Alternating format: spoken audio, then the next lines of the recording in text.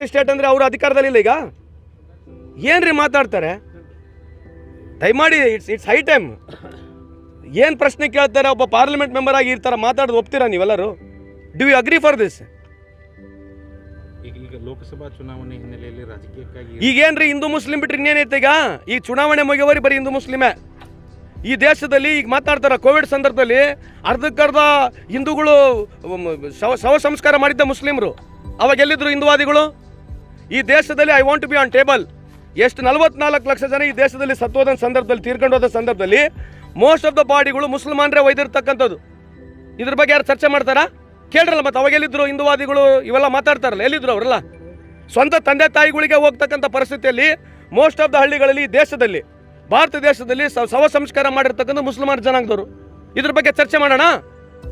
ಅವಾಗೆಲ್ಲ ಬೇಕಾಗಿದ್ದಲ್ಲ ಅವಾಗ ಯಾಕೆ ಹೋಗ್ಬೇಕು ನಾವು ಶವ ಸಂಸ್ಕಾರ ಮಾಡಿದ್ರಲ್ಲ ತಡೆಯೋಣ ಮಾತಾಡಕ್ಕೆ ಬಿಡು ಶವ ಸಂಸ್ಕಾರ ಮಾಡಲಿಲ್ಲ ಅವರು ಅವಾಗ ಯಾಕೆ ವಾಪಸ್ ಮಾಡಲಿಲ್ಲ ನೀವು ಅವಾಗ ಯಾಕೆ ವಾಪಸ್ ಮಾಡಲಿಲ್ಲ ಸುಮ್ಮನೆ ಚುನಾವಣೆ ಬಂದದ್ದು ಮಾತನಾಡ್ತಾರೆ ಅಷ್ಟೇ ನಿಮ್ಗೇನು ಓಟ್ ಬೇಕು ಸ್ವಾಮಿ ತೋಳ್ರಿ ಅಗಲಾಲ ಬರೋ ಜಾತಿ ಆಡೋದು ಹಿಂದೂ ಮುಸ್ಲಿಂ ಸಾಕು ಮಾಡ್ರಿ you want to win election ಮಾತಾಡ್ರಿ ನೀವು ಏನು ಪ್ರೋಗ್ರಾಮ್ ಮಾಡಿದ್ರೆ ಮಾತಾಡ್ರಲ್ಲ ಕಳೆದ 10 ವರ್ಷ ನರೇಂದ್ರ ಮೋದಿ ಅವ್ರು ಏನು ಮಾಡಿದ್ರು ಅದ್ರ ಬಗ್ಗೆ ಮಾತನಾಡ್ರಿ ಮತ್ತು ನರೇಂದ್ರ ಮೋದಿ ಸಾಹೇಬ್ರು ಹೋಗಿರೋದು ಪಾಕಿಸ್ತಾನಕ್ಕೆ ಕೇಕ್ ತಿನ್ನಕ್ಕೆ ನಾವಲ್ಲ ಲಂಡನ್ನಿಂದ ರಾತ್ರಿ ಮುಷರಫ್ ಮನೆಗೆ ಹೋಗಿ ಕೇಕ್ ತಿಂದ